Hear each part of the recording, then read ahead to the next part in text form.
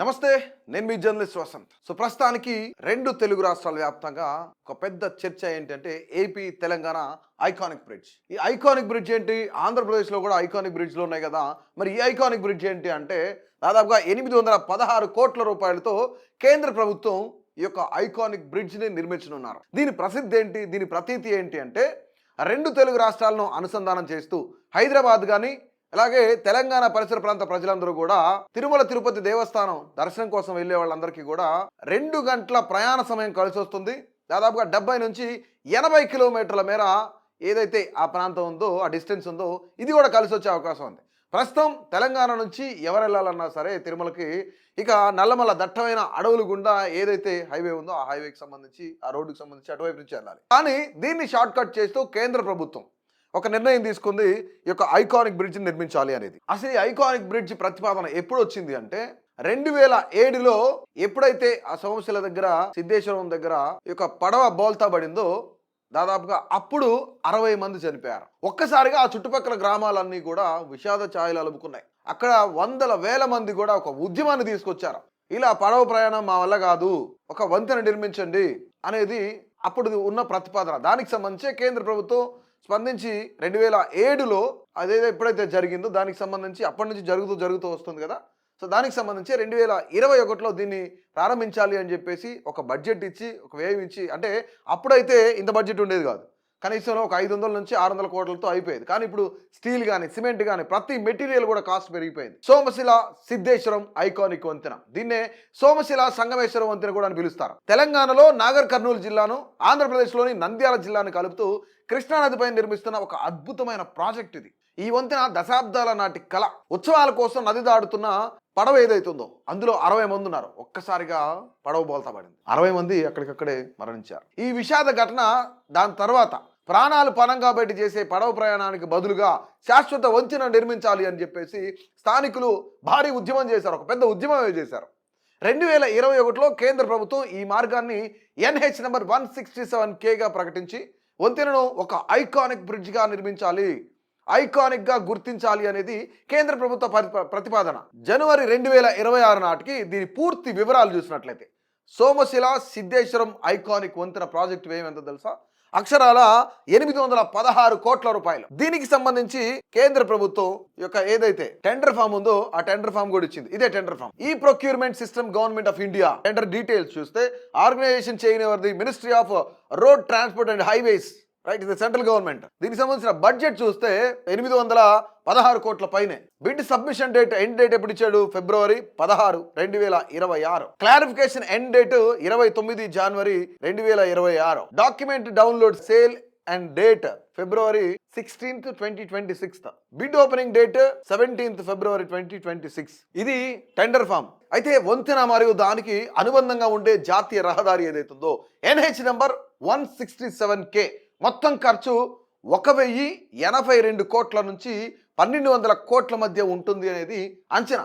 అయితే డిసెంబర్ 30, 2025 నాటికి కేంద్ర రవాణా శాఖ తాజా అప్డేట్ ప్రకారం కేవలం వంతెన నిర్మాణానికి కేటాయించిన టెండర్ విలువ 816.10 కోట్లు. యాక్యురేట్గా చెప్పాలంటే ప్రాజెక్టు వివరాలు, ఆ యొక్క ప్రాంతం అవన్నీ మనం చెక్ చేస్తే తెలంగాణలోని సోమశిల మరియు ఆంధ్రప్రదేశ్లోని సిద్ధేశ్వరం, ఈ రెండింటి మధ్య కృష్ణానది పైన ఒక అద్భుతమైన వంతెన నిర్మించబడుతోంది. దీని పొడవు ఎంతో తెలుసా? సుమారుగా 3 కిలోమీటర్లు. ఇప్పుడు ఎగ్జాక్ట్గా మనం చూస్తున్నాం ఈ వంతెన ఏదైతే ఉందో, ఈ వంతెన పొడవు 3 కిలోమీటర్లు. అయితే ఇక్కడ ముఖ్యంగా ప్రధాన వంతెన ఏదైతుందో, అంటే ఇక్కడ ఇటు కొంచెం ఎక్స్టెన్షన్ ఉంటుంది, దీని వైపు ఇటు కూడా కొంచెం ఎక్స్టెన్షన్ ఉంటుంది. అంటే కేవలం వంతెన వరకే చూసుకుంటే 1.77 కిలోమీటర్లు. అయితే ఇక్కడ ఏ జిల్లాలని ఏ మండలాలను కలుపుతుందో అనేది ప్రధానమైన అంశం. జిల్లాలు, మండలాలు మరియు గ్రామాలు, ఈ వంతెన 2 రాష్ట్రాలను కూడా కలుపుతుంది. అయితే తెలంగాణ నాగర్ కర్నూలు జిల్లా ఏదైతుందో అక్కడ కొల్లాపూర్ మండలం, ప్రధానంగా కొల్లాపూర్ మండలంలో గ్రామాలు చూస్తే సోమశిల, మల్లేశ్వరం, సింగోటం. ఆంధ్రప్రదేశ్లో చూసుకున్నట్టయితే నంద్యాల జిల్లా ఆత్మకూరు మండలం గ్రామాలు సిద్ధేశ్వరం, సంగమేశ్వరం, కపిలేశ్వరం. దీని ప్రత్యేకతలు ఏంటి? స్థానిక ఆలయ సంస్కృతిని ప్రతిబింబించేలాగా గోపురం ఆకారంలో పైలైన్లు, అంటే స్తంభాలు ఏదైతే ఉన్నాయో అవి. దీంతో పాటుగా పర్యాటకులను కూడా ఆకర్షించాలని చెప్పేసి ఒక గ్లాస్ బ్రిడ్జ్ నిర్మిస్తున్నారు. గాజు నడక వంతెన అనుకోవచ్చు, రైట్. విశాఖపట్నంలో ఏదైతే ఎట్లా నిర్మించారో గ్లాస్ బ్రిడ్జ్, స్కై వాక్ లాగా ఇక్కడ తెలంగాణలో కూడా కొన్ని ప్రాంతాల్లో స్కై వాక్స్ నిర్మించారు. బట్ దాన్నే గ్లాస్ బ్రిడ్జ్ నిర్మిస్తున్నారు, స్కై వాక్స్ కాకుండా. కృష్ణా నదిలో మునిగి ఉండే ప్రసిద్ధి సంగమేశ్వర ఆలయాన్ని ఈ వంతెన పై నుండి చూడొచ్చు అనమాట. పర్యాటకుల కోసం ప్రత్యేకంగా గ్లాస్ వాక్వే ఏదైతుందో దాన్ని ఏర్పాటు చేస్తున్నారు. తిరుపతి ప్రయాణం పైన కొంత ప్రభావం ఎంతవరకు ఉంటుంది మనం ఫస్ట్ లో చెప్పుకున్నట్టయితే చూసుకుంటే, హైదరాబాద్ కానీ తెలంగాణ ప్రాంతాల నుండి తిరుపతికి వెళ్ళి ఏది నంద్యాల వైపు అలా కడప వైపు వెళ్ళే భక్తులు ఎవరైతున్నారో వాళ్ళంతా కూడా ప్రయాణికులకి వంతెన ఒక వరం అని చెప్పుకోవచ్చు. వై బికాస్ అంటే దాదాపుగా దట్టమైన నల్లమల ఫారెస్ట్ ఏరియా గుండా వెళ్తారు, ప్రయాణం చేస్తూ ఉంటారు. అందులో ఎలాంటి ప్రమాదాలు, ఎలాంటి ఇబ్బందులు, ఎంత డేంజరస్ జర్నీ ఉంటుందో మనందరికి తెలిసిన విషయమే. అయితే హైదరాబాద్ నుండి తిరుపతికి దూరం దాదాపుగా 80 కిలోమీటర్ల మేర తగ్గుతుందట. 80 కిలోమీటర్ల మేర తగ్గుతుంది అంటే నియర్లీ 2 అవర్స్ ఆ ఏరియా నుంచి అయితే 2 అవర్స్ జర్నీ తగ్గుతుంది. ప్రయాణికులు రద్దీగా ఉండే కర్నూలు మార్గానికి బదులుగా కల్వకుర్తి, కొల్లాపూర్, ఆత్మకూర్, నంద్యాల హైవే అంటే NH నెంబర్ 167K ద్వారా నేరుగా వెళ్ళొచ్చు. NH number 167K route map ఏదైతుందో ఈ జాతీయ రహదారి తెలంగాణలోని కల్వకుర్తి వద్ద ప్రారంభమై ఆంధ్రప్రదేశ్లో జమ్మలమడుగు అనే ప్రాంతం ఉంది.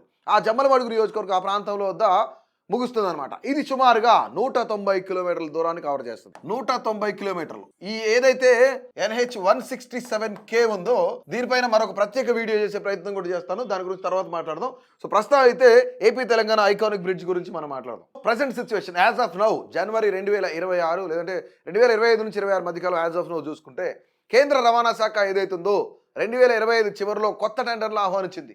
బిడ్ల సమర్పణకు చివరి తేదీ ఇందాక మనం మాట్లాడిన టెండర్ ఫామ్లో చూపించినట్టుగా ఫిబ్రవరి 16, 2026.